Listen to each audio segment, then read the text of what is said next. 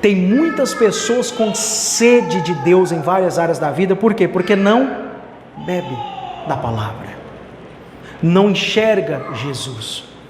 Então 2026 é um ano que nós vamos focar no estudo da palavra. E eu quero começar hoje com vocês uma série de mensagens sobre caminhando com Jesus no chão da vida. Essa série de mensagens é uma série de mensagens onde nós vamos estudar os evangelhos. Quais são os evangelhos? Fala comigo assim: Mateus, Marcos, Lucas e João. Esses são os evangelhos, ok? Mas nós vamos começar por onde? Por qual deles? Marcos. Por que, pastor, você não vai começar com Mateus? Deixa eu te contar uma coisa. Marcos, ele começa com Jesus no chão da vida, com Jesus já agindo. Mateus, ele já mostra Jesus como rei. Então, por ordem aqui, nós vamos começar por Marcos. Terminou Marcos, vamos para Mateus. Terminou Mateus, vamos para Lucas e João. Pastor, e se não der tempo de acabar esse ano? Eu tenho tempo, não tem problema, nós vamos aqui agora entender a palavra de Deus. Amém ou não amém? Ok. O que fazer quando eu pecar? O que você faz quando você peca?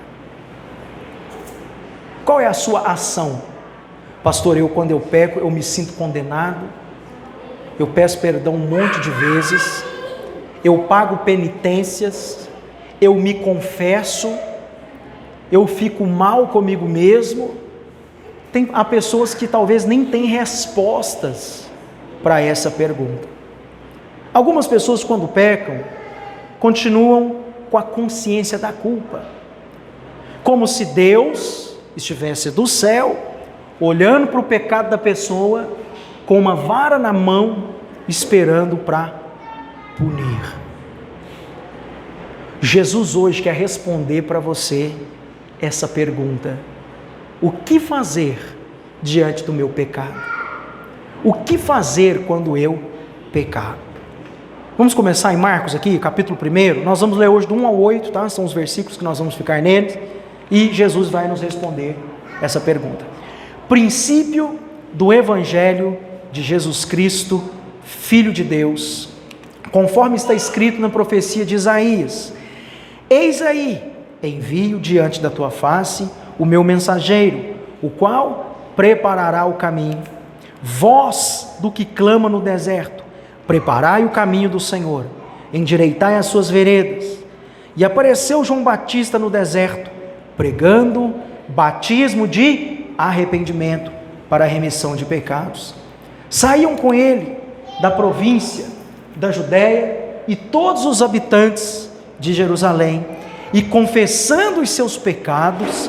Depois eu vou te explicar isso aqui. Velha aliança confessava pecado, nova aliança você não confessa pecado. Você tem que entender, quando você lê a Bíblia, qual época que está aqui. A nova aliança não existia ainda, Jesus não tinha morrido. Depois eu vou te explicar isso, ok? Confessando os seus pecados, eram batizados no Rio Jordão. As vestes de João eram feitas de pelos de camelo, e ele trazia um cinto de couro, e se alimentava de gafanhotos e de mel silvestre.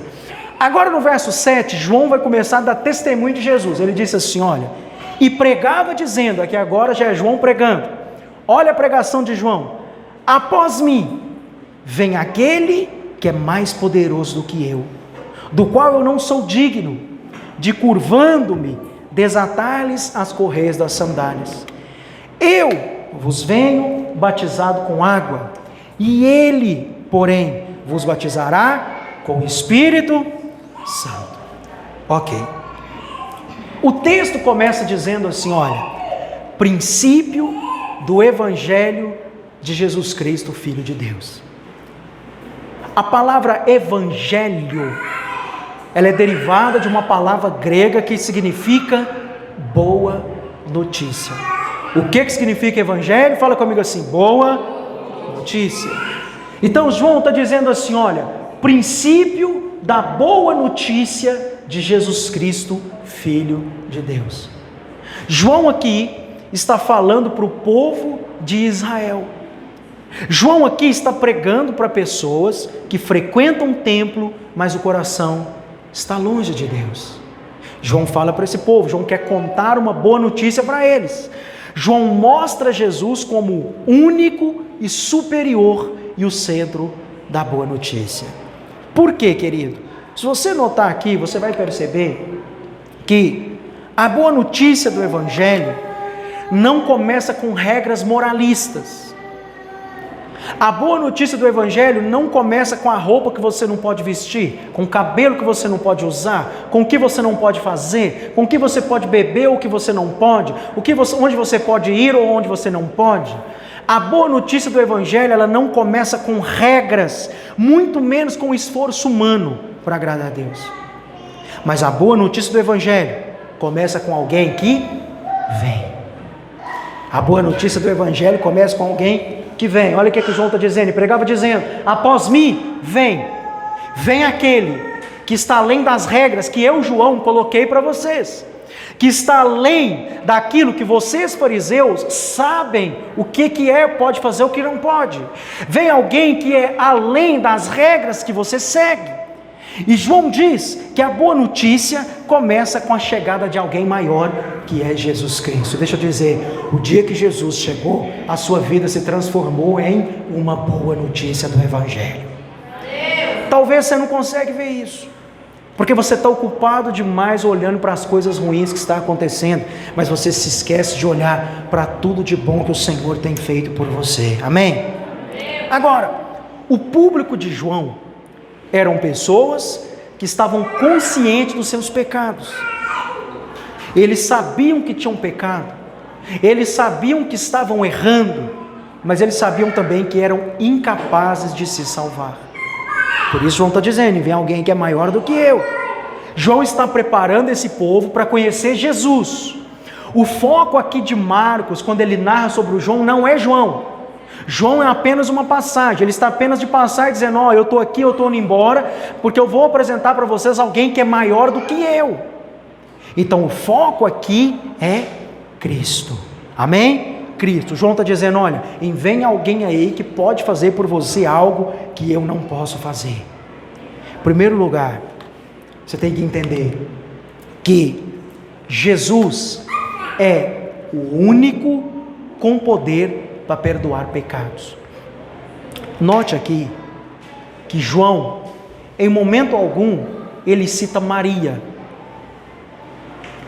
Em momento algum, João fala de penitências, de rezas, de rituais que você precisa praticar para você receber o perdão dos seus pecados. Mas João aqui, quando trata dos perdão dos pecados, ele fala de Jesus. Ele fala: olha, vem alguém que é maior do que eu, e esse tem o poder de perdoar o seu pecado. É sobre ele que João está dizendo. Amém? Aleluia. Mas não só perdoa os pecados, mas você precisa entender que Jesus também, ele apaga os nossos pecados diante de Deus. Talvez você está achando isso muito radical, mas o Evangelho é radical. Talvez você está acostumado com esse Evangelho que ensinaram para você que você tem que pedir perdão o tempo inteiro, que você tem que ficar consciente do seu pecado o tempo inteiro. Mas o que aconteceu comigo e com você quando Jesus veio, é que todos os nossos pecados, passados, presentes e futuros, foram apagados permanentemente diante de Deus. Talvez seja a primeira vez que você está ouvindo essa mensagem. Talvez você ainda não tem maturidade espiritual para entender, mas como é que o meu pecado vai ser apagado? Como é que um pecado que eu nem cometi já foi apagado? Como que os pecados que eu tenho hoje, Deus não enxerga? Tudo por causa do sangue de Jesus. Quando você olha para o sangue de Jesus, talvez você não entende o poder que tem o sangue de Jesus. Mas na nova aliança, quando Deus olha para você, Ele não está enxergando o seu pecado, Ele não está enxergando o seu erro, Ele enxerga apenas o sangue de Jesus em você. Amém? Quer ver uma coisa? Hebreus capítulo 10, verso 17 diz assim: e acrescenta: de nenhum modo me lembrarei dos seus pecados e das suas iniquidades. Agora, Se não fosse o suficiente, Deus colocar para nós que nunca mais Ele ia lembrar dos nossos pecados, Ele finaliza com duas palavras: para sempre. O que é algo para sempre para você? O que você entende como para sempre? 1 ano é para sempre? 2 anos é para sempre? 3 anos é para sempre? 1000 anos? 2000 anos? Não, sempre é sempre. O para sempre está além do tempo que eu e você podemos contar. Sempre é sempre. É para sempre. Deus nunca mais. Por quê? Porque a Bíblia diz que, ora, onde há remissão, o que é a remissão? Foram apagados, esquecidos. Já não existe oferta pelo pecado. Por quê? Porque Jesus foi a oferta perfeita diante de Deus. Agora, é interessante que a Bíblia diz que Deus não se lembra dos nossos pecados. Por quê? Será que Deus tem amnésia? Será que Deus, quando Ele olha, por exemplo, ali para a Emily, Ele vai falar assim: deixa eu tentar lembrar o que a Emily fez de pecado hoje. Eu não estou lembrando. Ou cabeça ruim, eu não lembro. Não. Deus não lembra porque o pagamento de Jesus foi superior à dívida do seu e do meu pecado. Deus escolheu não se lembrar porque o sangue de Jesus foi suficiente para cobrir o meu e o seu pecado. Amém? Deus não apenas não lembra, mas Ele tirou você do domínio do pecado. Amém? Deixa eu ler com você um verso que muitas vezes as pessoas não entendem. João capítulo 1, verso 29. A Bíblia diz que quando João via que Jesus vinha para ele, João abriu a sua boca e disse assim: olha, eis o Cordeiro de Deus que tira o pecado do... Ok. O pecado foi tirado do mundo? O mundo tem pecado? Você conhece gente que peca? Eu conheço. Gente lá que não, às vezes não é crente, ou até crente, mas que peca. O mundo está cheio de corrupção, doença, morte e pecado, sim ou não? Mas como é que a Bíblia diz que Jesus tira o pecado do mundo? Como que Jesus tirou o pecado do mundo? Presta atenção. Jesus assumiu sobre si a condição de separação de Deus. Quando Jesus foi para a cruz, Ele assumiu a culpa, o pecado que nos afastava de Deus. Como? A Bíblia diz que Ele se fez pecado por nós. Então, querido, a vida cristã não começa com comportamento, mas começa com a nossa união em Cristo. Então, quando a Bíblia diz que Deus tira o pecado do mundo, Ele está dizendo o seguinte: todo aquele que vem para Jesus e recebe Jesus, a natureza pecaminosa de Adão é removida dele e ele recebe uma nova natureza. Foi isso que aconteceu com você quando você aceitou Jesus. A Bíblia diz que um novo espírito foi colocado em você. Foi retirado o velho espírito que provinha de Adão, da culpa e do medo, e foi colocado um novo espírito. Não foi um espírito melhorado. Deus não foi lá e falou assim: a Emily já me aceitou, agora eu vou lá e vou arrumar o espírito dela, pôr ele bonitinho. Não, não. Retirou o velho e colocou um novo espírito em você. E esse novo espírito agora não é mais um espírito que é sujeito ao governo do pecado, ao governo do mundo, ao governo do diabo, mas esse novo espírito é sujeito ao governo de Deus. Amém? Então a Bíblia diz que hoje você foi unido a Cristo. Essa união com Cristo é a palavra amalgamado. O que é amalgamado? Eu gosto sempre de dar o exemplo de amálgama. Quando é que acontece uma amálgama ali? Presta atenção. Quando você vai fazer bolo, você coloca lá o ovo, a farinha, o leite, e mais? Açúcar, óleo e outras coisas mais que você quer colocar. Aí você vem com a batedeira, um liquidificador ou uma colher e faz o quê? Plá, plá, plá, plá, plá, plá, plá, não é? Ok. Aí depois que você mexeu, virou o quê? E se eu virar para você e falar: agora separa para mim os 4 ovos que você colocou nessa massa. Separa para mim o copo de leite que você colocou aí. Tem jeito? Porque está tudo amalgamado, misturado, virou uma coisa só.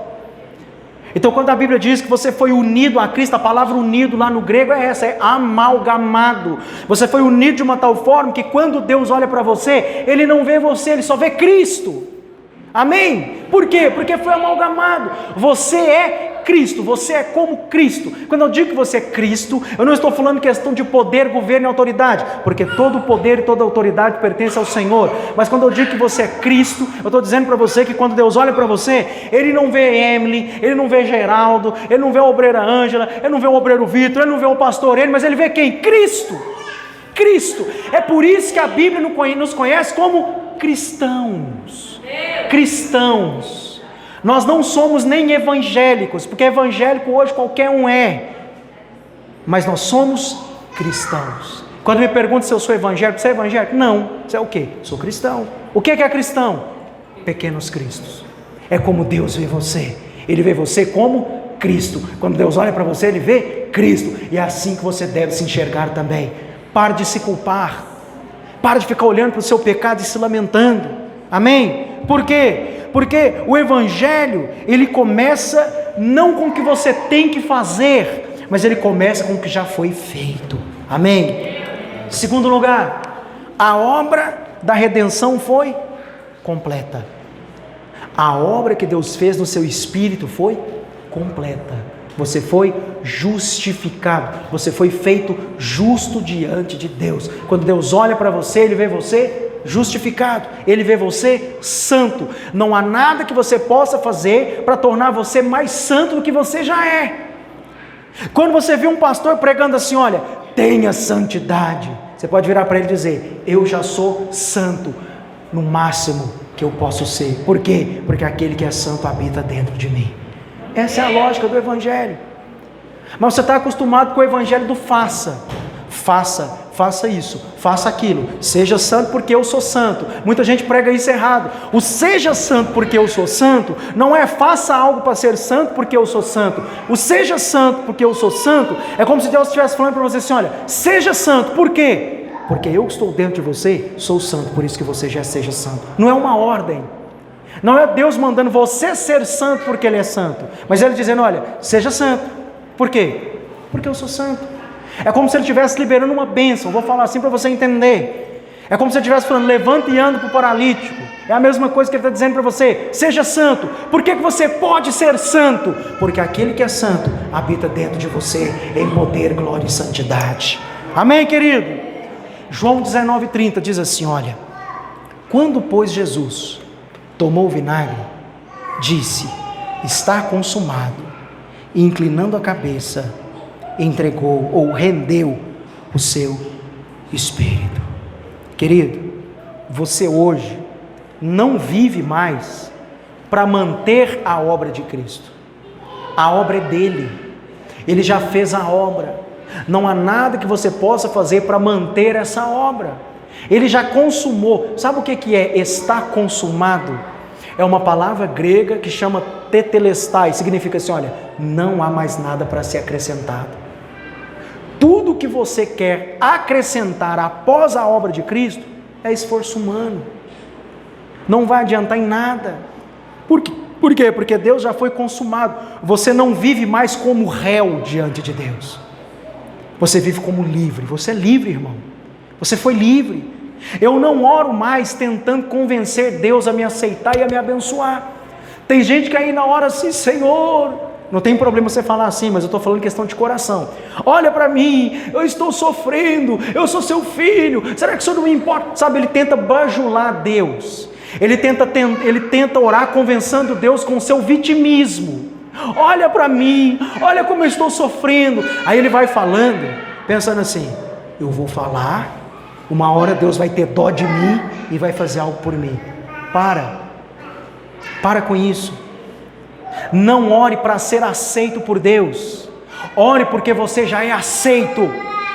Ore como alguém que conversa com o próprio Pai, que pede para o Pai, que está com o Pai, que é aceito pelo Pai. Você não precisa ficar mendigando a bênção de Deus. Amém? Outra coisa, há pessoas que falam assim, eu preciso me aproximar mais de Deus. Você já está perto. Não tem como você estar mais perto do que você já está.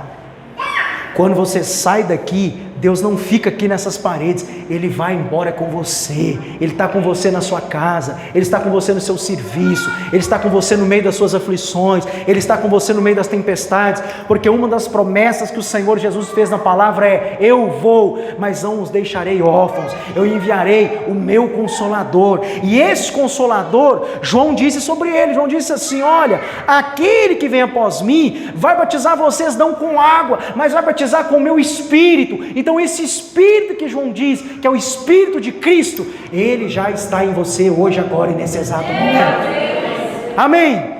Por isso você pode andar vitorioso. Mas quando eu digo andar vitorioso, irmãos, não quer dizer que você não vai ter crise na sua vida, não quer dizer que você não vai ter problemas, mas mesmo no meio da crise, você pode erguer sua cabeça, sabendo que você anda em vitória com Cristo, e a qualquer momento algo vai acontecer e essa situação vai mudar. Amém? Terceiro e último princípio, agora a resposta dessa pergunta: o que fazer quando eu pecar?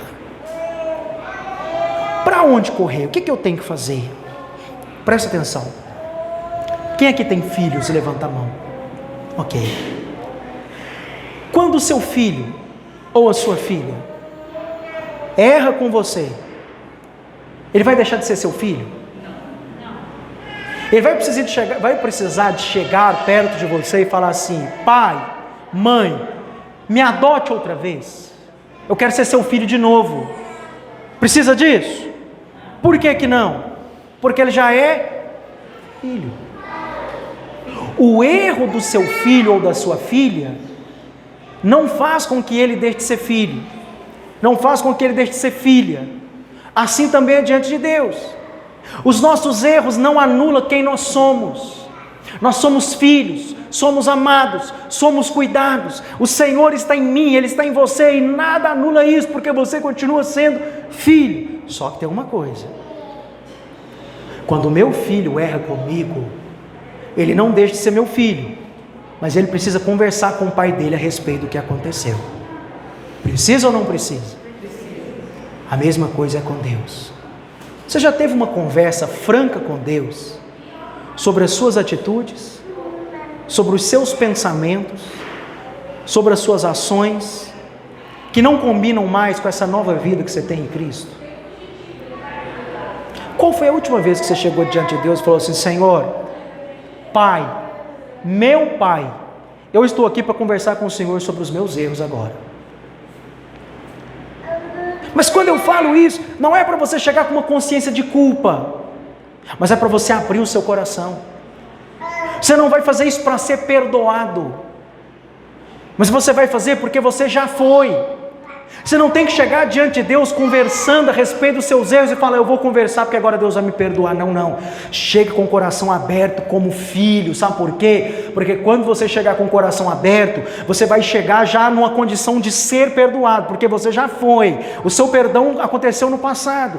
E você, quando chegar, você não vai achar um juiz, mas você vai achar um advogado que está do seu lado. É assim ou não é que o advogado age? Eu tenho um amigo meu que é advogado, e ele falou assim: Enio, tem alguns casos que eu não queria pegar, mas eu tenho que pegar, eu sou advogado. O cara está todo errado, está todo torto, tem muita coisa para arrumar nele, mas eu tenho que defendê-lo. Eu tenho que chegar perante o juiz e fazer uma boa imagem dele. Por quê? Porque esse é meu papel, eu sou advogado.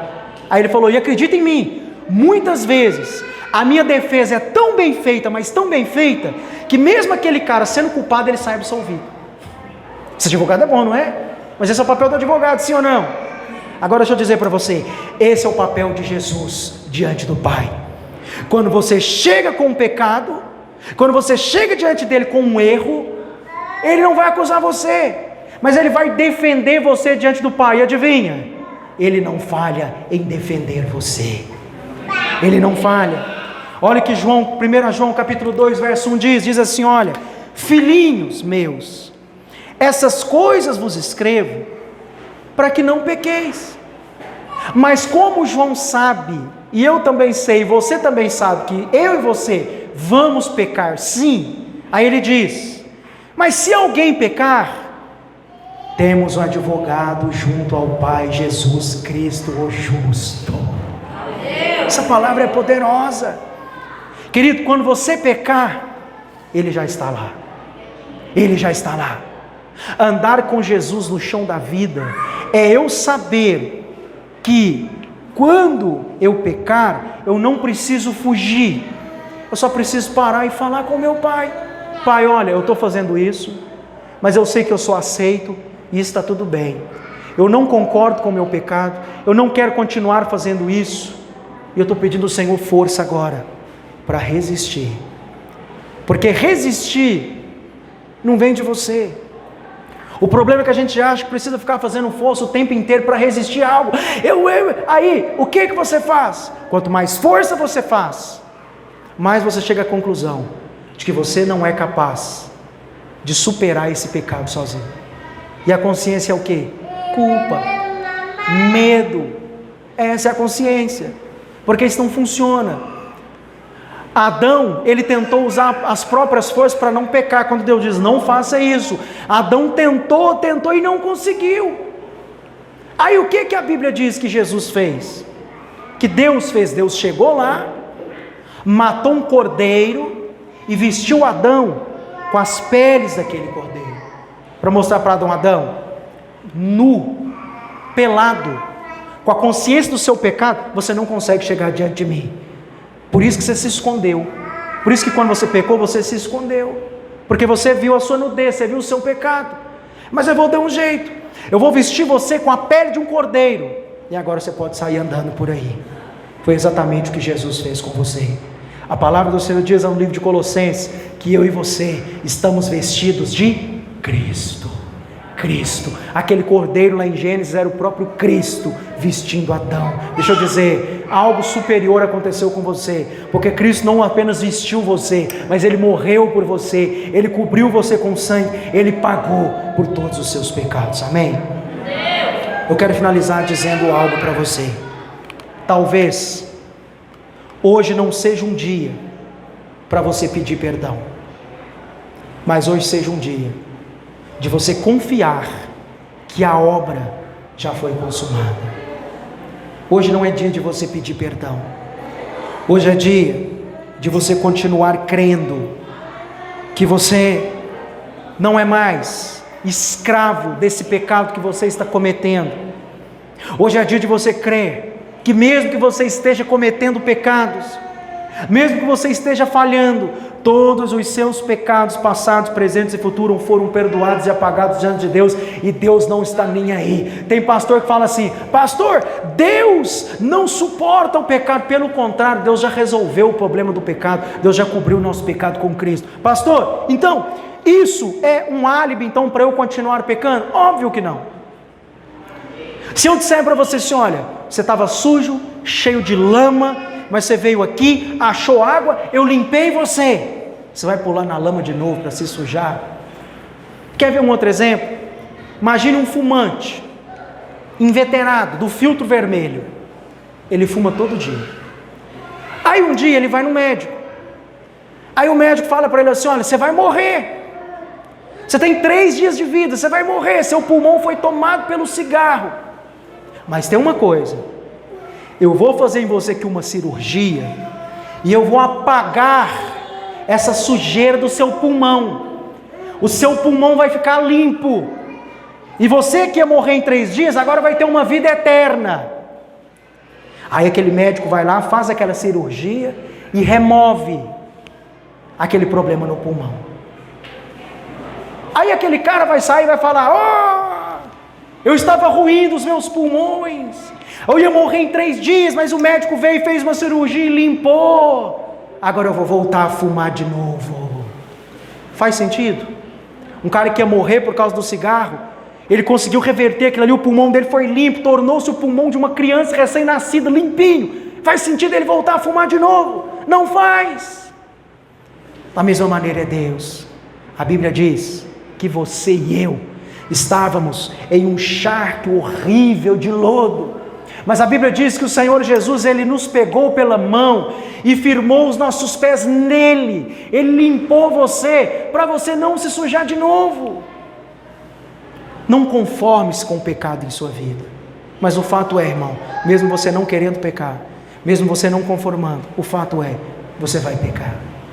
Mas quando você pecar, lembre-se, tem um advogado no céu que vai defender você e que não vai acusar você. Amém? Glória a Deus.